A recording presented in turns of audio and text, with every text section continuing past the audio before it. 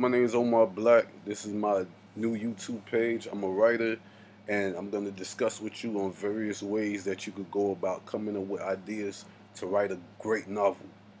First and foremost, I'll say the best way to start off with writing a good novel is thinking about what's going on in your area, what's going on in your community, what's going on in your state, what's going on in the country that you live in, what if what affects you, what affects the people around you.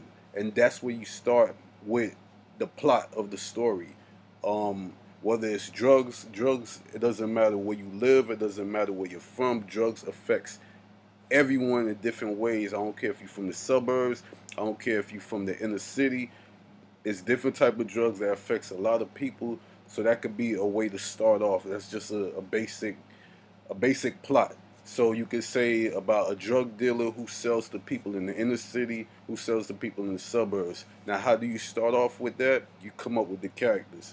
And that's where the character development starts right after you come up with the characters. But you could say it could be like a housewife, a house mom that stays at home all day, really doesn't have anything to do with her daily life, so she resorts herself to doing drugs to get over the fact that she really doesn't have a life. That could just be a basic character in the book that you are about to write or you're writing. And then you can have somebody in the inner city who is probably well known, maybe an athlete that's dealing with a lot of tragedy at home, so they use drugs to escape their reality because their reality is they get so much praise from so many people around them, but nobody really understands that they're dealing with a lot at home, whether it's with their family, whether it's with their sibling, they're dealing with a lot. So that could just be another character, and then you could figure out a way that both of those characters,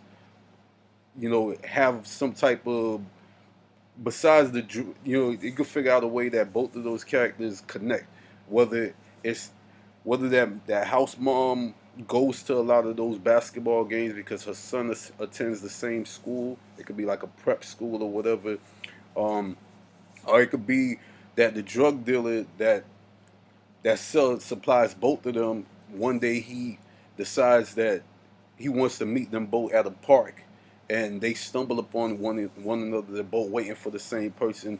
They engage into a little quick conversation, and then they realize, hey, I know this person, I know that person, and the drug dealer gets to both of them. He gets arrested right there on the spot. They go down with them. It's just various ideas. I believe as a writer, you got to be as true to yourself as possible. That's why I say come up with ideas that's not only affects what's going on in your community, in your state, in the country that you live in, because people like to read the stuff that they connect with. People like reading something that makes sense, stuff that's true. Me as a writer, I've been writing for over 20 years of my life. I have 2 books right now on Amazon.com. Give me 1 second. Give me 1 second. I'll make sure y'all go get it when y'all get a chance. It's right here. It's called 1001 Short Stories and Poems. It's on Amazon.com. I'll put the link in my bio. And this is my second book, 1001 Short Stories and Poems, Part 2, the prequel. It's just a compilation of short stories about real life situations. Um, it's just a basic book, a bunch of short stories and poems just about real life situations, how infidelity, no matter how much you can have lust for a person, it will never end correctly. Period. Because infidelity, I don't care who you are, whether you black, whether you white, whether you're Hispanic, whether you're Asian, it doesn't matter. It does not end well. Eventually, somebody's gonna find out. Somebody's gonna be upset. Somebody's gonna be pissed off. And infidelity is a subject that so many people deal with in their life that no matter who you are, it affects you. It affects the kids. It affects the husband. It affects the wife. That's just a basic storyline that you can come up with, and after that, you have to think about the characters, and that's where character development starts. Now, let me go back to my first little idea that I was talking about the drug dealer, the house mom, the housewife, and the basketball player. They can meet. They meet at the park. That's where the drug dealer told them both to meet. They realize that they know one another because she goes to every single one of his games because her son also plays for that same basketball team.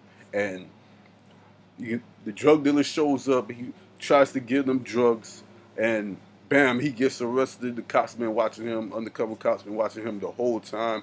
He gives them the drugs. They get arrested as well. Or the house mom, who may not just be a house mom, she could be a detective. She's the one that set up this whole situation. When she got there, she realized that basketball player is doing drugs. So he gets arrested. Ultimately, they pretend to arrest her, and then the whole plot begins from there. She can use that basketball player. She can use everything against him now. Like she believes in him. She knows he's a good young man. This is just an idea. She believes in him. She knows he's a good young man. So when she goes to the interrogation room to talk to him, she can be like, "Look, I don't want you to end your life because you do drugs. I don't want your future and possibly making it to the pros, having a good college career to come to an end because of this one day where you made a bad decision to do drugs, to purchase drugs from a well-known drug dealer."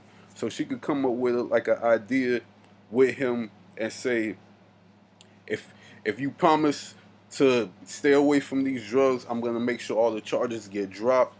Or she could be dirty and say, look, if you don't give me like a bunch of names of other people that does drugs, a bunch of names of other people that have issues, like that's doing the same thing, whether they're on your team or they live in your community, I'm gonna make sure you get arrested. I'm gonna make sure you spend years upon years upon years in jail. So that, and then he's left with a dilemma. Should he rat out people that he know? It could be friends, it could be family members, it could be neighbors in his community that he grew up with. Should he rat those people out, or should he just take the charge? And if he takes the charge, his future is virtually over. He's not going to receive any scholarships. Everything is to an end. So it's just a basic idea.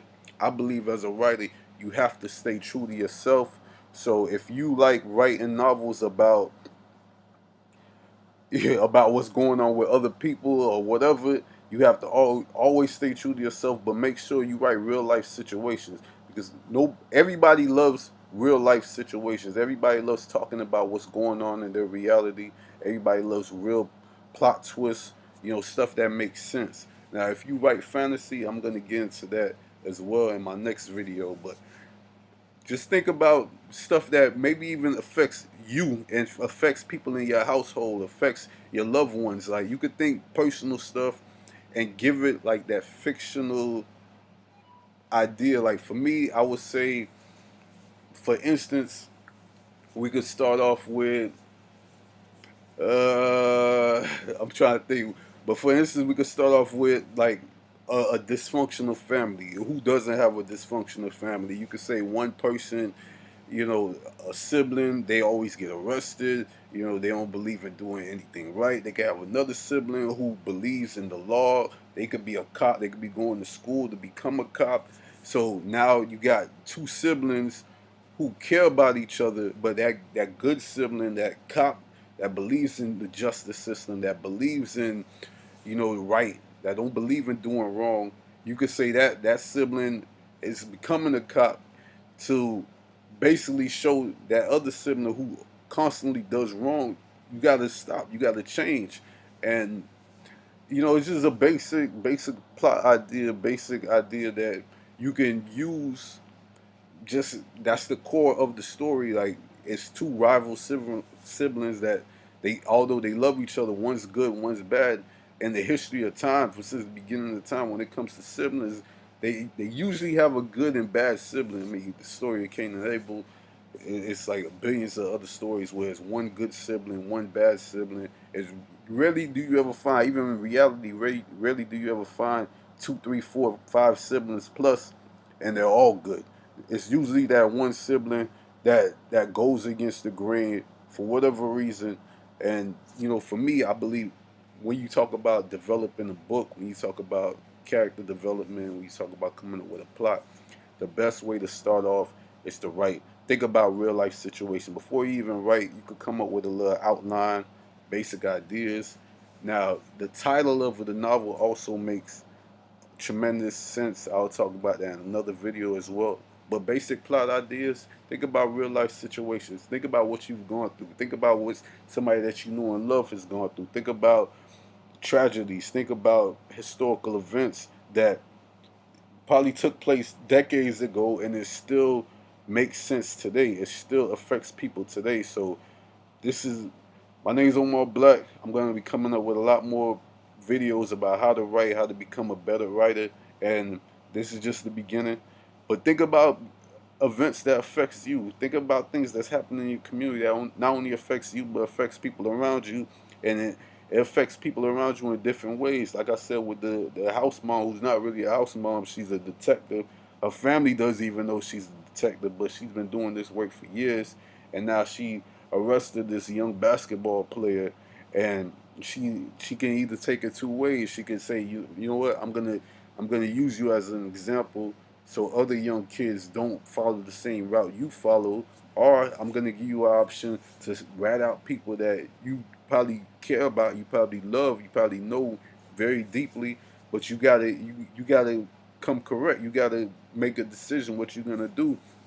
Either you're gonna lose the chance at getting scholarships, or you're just gonna say forget it and rat out people that you probably really care about, but you know that your future is set up for you to have a lot of success. So it's just basic ideas. Think about real life situations. Think about things that affect you. Think about things that affect your loved ones. Think about things that affects your community. Because when you start, as a writer, if you start doing things like that, and we all talk about, I mean, it could be your baby mama, it could be your wife, it could be your side chick. How many people have a baby mama? How many people have a side chick? How many people are married? And no matter what, when you entrust, put your trust into somebody else, betrayal will always come. So betrayal is another main topic of discussion that can affect anybody. I don't care who it is. You could get betrayed by a loved one. You could get betrayed by uh, a friend. You could get betrayed by your your sibling, your wife, your girlfriend, your child. Betrayal comes with it. So think about those basic ideas that not only affects you but affects people around you. And my name is Omar Black. This is just a basic idea how to come up with a plot idea for a novel. This is only the beginning, so sit back and relax. More videos to come.